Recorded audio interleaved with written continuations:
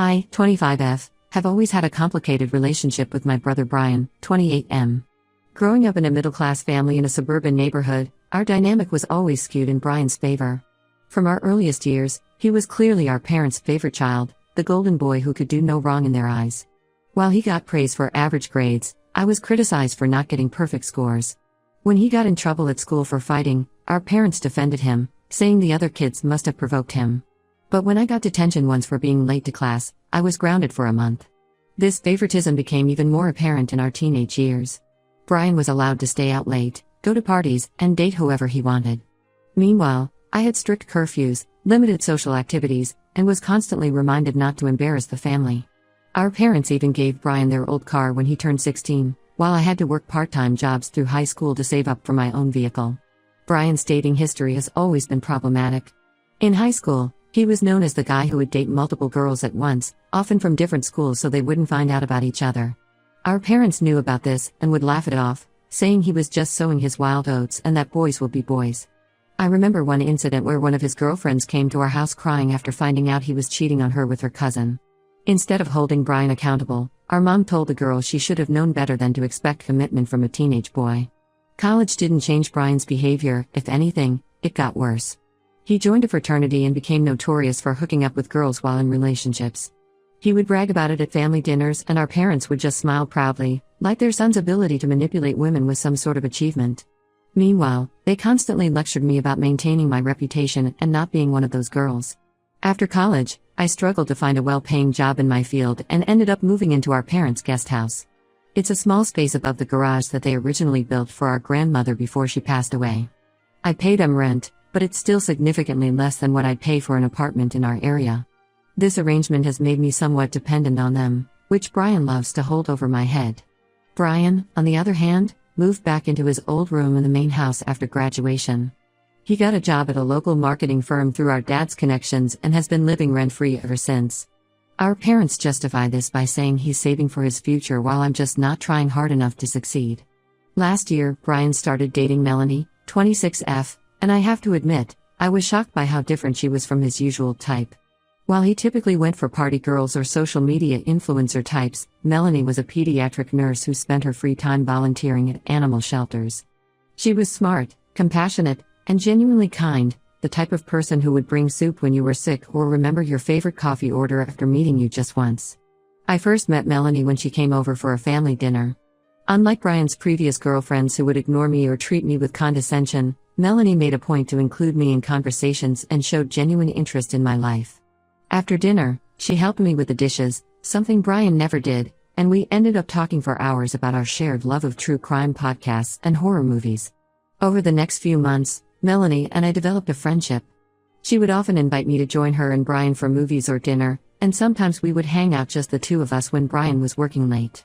She confided in me about her past relationships and how refreshing it was to be with someone like Brian who seemed so committed and honest. The irony of her words made my stomach turn, but at that point, I had no reason to believe Brian wasn't being faithful to her. Brian seemed different with Melanie too. He stopped going to bars every weekend, started talking about settling down, and even adopted a cat with her, though our parents ended up taking care of it most of the time. Our parents were ecstatic about the relationship, constantly praising Melanie's family background and her career success. They saw her as the perfect addition to our family and would often hint about wanting grandchildren. After 8 months of dating, Brian proposed to Melanie during a family dinner at an expensive restaurant. He had our parents and her parents there, along with their closest friends. The proposal was elaborate, with a photographer, a string quartet, and a custom-made ring that I later found out Melanie's parents had helped pay for. She said yes, of course, and everyone celebrated late into the night. The engagement period started with a flurry of activity. Our parents immediately began planning an extravagant wedding, insisting on paying for most of it despite Melanie's parents offering to share the cost equally. Melanie threw herself into wedding planning, often asking for my opinion on everything from flower arrangements to bridesmaid dresses. She even asked me to be one of her bridesmaids, saying she felt like I had become the sister she never had. Everything seemed perfect until 3 months ago when I stopped at a local coffee shop to grab my usual morning brew. Through the window, I saw Brian and Lori, 27F, Melanie's best friend since college, sitting in a corner booth. At first, I thought nothing of it. Lori was the maid of honor, so it made sense that she might be meeting with Brian to discuss wedding plans. But as I walked in, I saw something that made my blood run cold. Brian and Lori were holding hands across the table, and then they kissed. Not a friendly peck, but a passionate kiss that left no doubt about the nature of their relationship. I stood frozen by the counter, my coffee forgotten, as I watched them act like two people in love, completely oblivious to my presence or the fact that Brian was engaged to Lori's supposed best friend. I left the coffee shop without ordering, my hands shaking so badly I could barely drive home. That evening, when Brian returned home, I confronted him in the kitchen. Instead of showing remorse or trying to deny it, he just smirked and told me to mind my own business.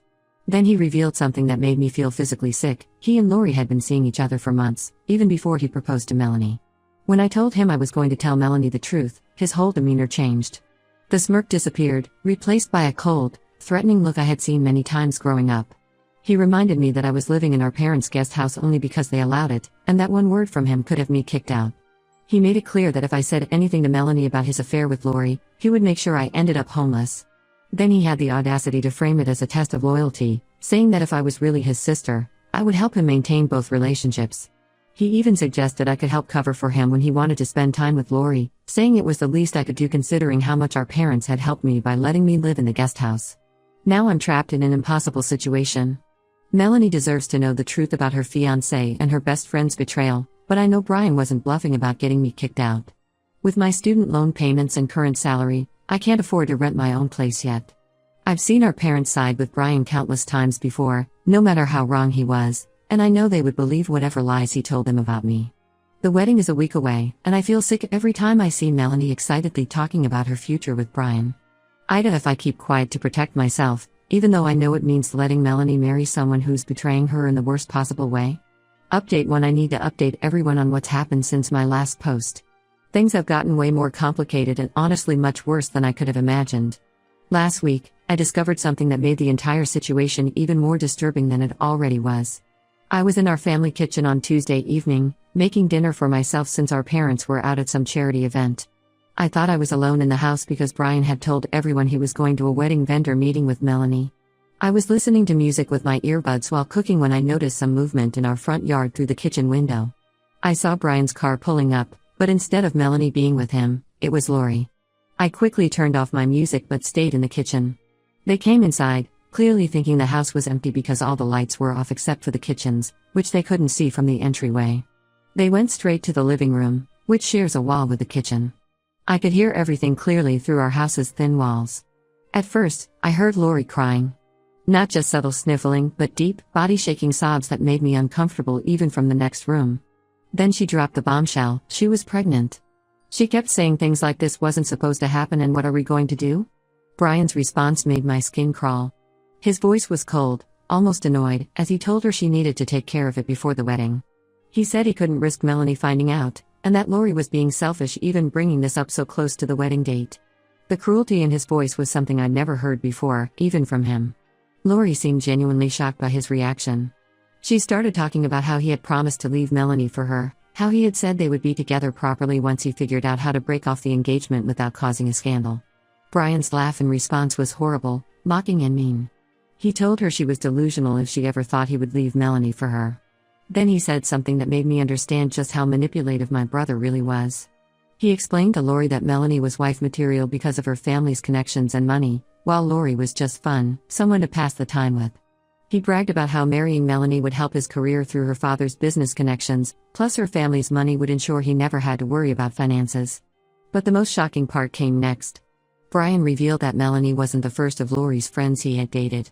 He started listing names: Jessica from their sophomore year, Emma during junior year, and Kate right after graduation. Each time, he had used the same pattern, dating one of Lori's friends while keeping Lori as his side piece, always promising her that she was the one he really loved and that he would eventually leave them for her. The whole time he was talking, I had my phone out, recording everything. I knew Brian would probably deny everything later, and I wanted proof. I managed to record about 10 minutes of their conversation before they finally noticed the kitchen light was on and realized someone was home. Brian came storming into the kitchen, his face red with anger. Lori followed behind him, looking mortified when she saw me. Brian demanded to know how long I had been there and if I had heard anything. When he spotted my phone in my hand, he completely lost it. He tried to grab it from me, but I managed to keep it away from him. Later that night, after Lori had left, Brian cornered me in my room above the garage. He was more threatening than I'd ever seen him. He told me if I didn't delete the recording, he would tell our parents that I had been stealing from them. He said he had already planted some of Mom's jewelry in my room as proof. I knew our parents would believe him without question, so I pretended to delete the recording right there in front of him. What he didn't know was that I had already backed it up to my cloud storage. The next day, something unexpected happened. Lori came to see me while Brian was at work. She looked terrible, like she hadn't slept all night. She broke down completely and told me everything, how their affair had been going on for years, long before Melanie was in the picture. She showed me years' worth of messages between them, where Brian would constantly promise to leave whoever he was dating to be with her. The pattern was always the same. Brian would start dating one of her friends, telling Lori it was just for show or to make her jealous. He would keep seeing her secretly, promising that he would leave her friend soon. Then when things inevitably fell apart, he would gaslight her, claiming he never made those promises and that she was crazy for thinking they were more than just casual hookups. Lori admitted she knew it was wrong to keep seeing him while he was with her friends, but said she was too in love with him to stop. She said hearing him talk about her pregnancy so callously finally made her realize he would never change and that she had wasted years of her life believing his lies. Brian must have somehow found out about my conversation with Lori because he came to my room that night in a rage I'd never seen before. He threatened that if I said anything to anyone about what I knew, especially to Melanie, he would make sure I regretted it for the rest of my life. He went into graphic detail about how he would systematically destroy my relationships with our family and make sure I ended up alone and homeless. The next evening at family dinner, Brian started his campaign against me. He casually mentioned to our parents that I seemed jealous of his relationship with Melanie. He told them I had been making weird comments about wanting to ruin his wedding and that he was worried about my mental state. Our parents, predictable as ever, immediately took his side. They spent the rest of dinner lecturing me about how I needed to be more supportive of my brother's happiness and stop letting my jealousy control me. The wedding is now just 2 days away, and things are falling apart. Lori told Melanie she had a family emergency and couldn't be her maid of honor anymore. Melanie called me crying about it, not knowing the real reason her best friend had abandoned her right before her wedding. I'm sick of watching this whole thing unfold, but I'm terrified of what will happen to me if I speak up. Brian has made it clear that he will destroy my life if I ruin this for him, and I know our parents will help him do it. Update 2: Everything finally came to a head today at the wedding, and I still can't believe what happened. After a sleepless night wrestling with my conscience, I decided I couldn't let Melanie walk into this marriage blind. The weight of knowing what Brian and Lori had done was crushing me, and watching everyone celebrate their perfect relationship felt like being complicit in a cruel joke. The wedding was being held at the most expensive church in our city, a massive cathedral with stained glass windows and marble columns.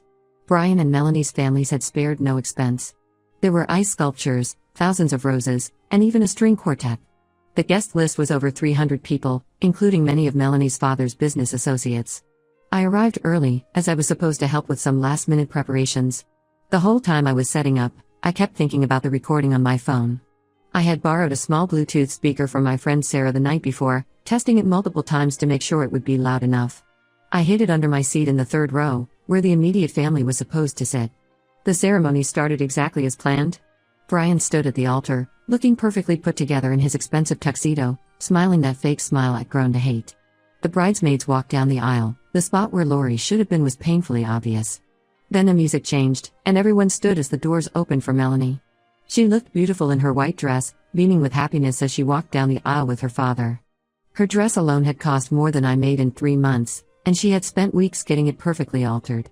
Looking at her face, so full of joy and love, I almost lost my nerve. But then I remembered Brian's cold voice talking about using her for her family's money, and I knew what I had to do. Just as Melanie reached the halfway point of the aisle, I stood up. My hands were shaking so badly I almost dropped my phone, but I managed to connect it to the speaker. The recording started playing, filling the entire church with Brian's voice. "You're delusional if you thought I'd leave Melanie for you. She's wife material, her family's money and connections are exactly what I need. You're just fun, Lori. Nothing more." The silence that followed was deafening. Melanie stopped walking, her bouquet slipping from her hands. Her father's face turned red with anger. Brian's expression changed from confusion to recognition to pure rage in the span of seconds. Then came his voice again, talking about Lori's pregnancy and how she needed to take care of it before the wedding.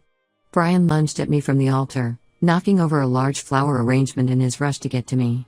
He was screaming incoherently about how I had ruined everything. Our father had to physically grab him to stop him from attacking me. Several groomsmen rushed to help restrain him as he continued shouting threats at me. Melanie's father demanded explanations, his voice booming through the church. Standing up on shaky legs, I told everyone everything about Brian and Lori's long-term affair, about his pattern of using Lori's friends, about the pregnancy, and about his threats to me. I explained how he had bragged about using Melanie for her family's connections and money. The look on Melanie's face was heartbreaking. She stood there in her beautiful white dress, mascara running down her cheeks as she listened to everything. Then something seemed to snap in her. She picked up her bouquet from the floor and threw it directly at Brian's face, hitting him square in the chest. Without saying a word, she turned and ran out of the church, her parents following close behind. Before they left, Melanie's father turned to Brian and said in a voice cold with fury that his lawyers would be in touch about the wedding expenses. He looked at my parents and said they should be ashamed of raising a son like Brian. My mother's reaction was exactly what I had expected. She slapped me hard across the face, right there in front of everyone, screaming about how I had destroyed my brother's life. She called me jealous, spiteful, and evil. My father was quieter but no less angry. He simply looked at me and said, "You are no longer our daughter." Brian had to be physically restrained by 3 men as he threatened to kill me. His face was contorted with rage as he shouted that he would make me pay for this. Some of the guests started filming everything on their phones, while others quickly left the church, whispering among themselves. I didn't stay to see what happened next. I grabbed my purse and ran out of the church, got into my car, and drove straight to my friend Sarah's house. I knew I couldn't go home.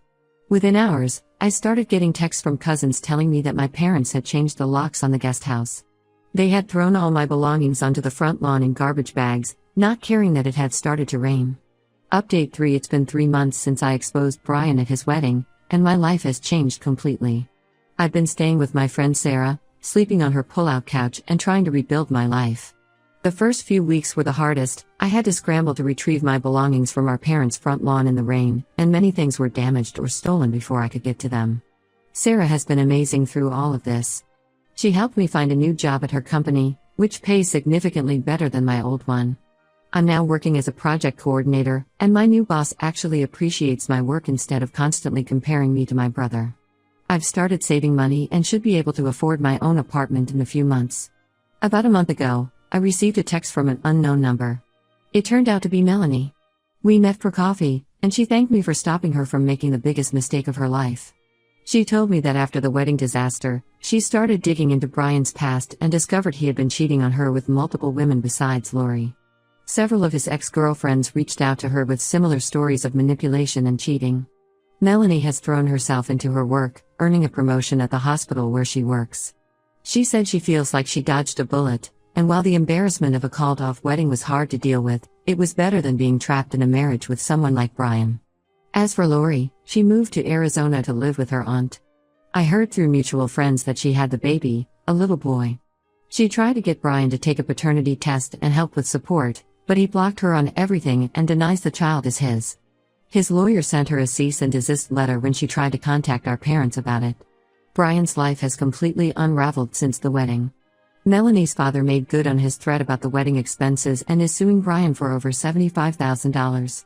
The video of his meltdown at the church went viral on social media, leading several other women to come forward about his behavior. 2 of his female co-workers revealed he had been harassing them at work, leading to an HR investigation that ended with him losing his job. My parents, predictably, are still defending Brian. They've been telling everyone who will listen that I made up the whole thing because I was jealous of Brian's success and happiness. They claim I edited the recording to frame him and that Lori is lying about the baby. My mother has been posting long rants on Facebook about how daughters should be loyal to their families and how I'm dead to her. Some relatives have sided with my parents, sending me nasty messages about how I've brought shame to the family. But others have reached out in support. My Aunt Linda, who had always seen through Brian's act, offered to help me with a deposit on an apartment when I find one. Several cousins have told me they always knew something was off about Brian but were afraid to speak up. I won't lie, losing my family has been painful.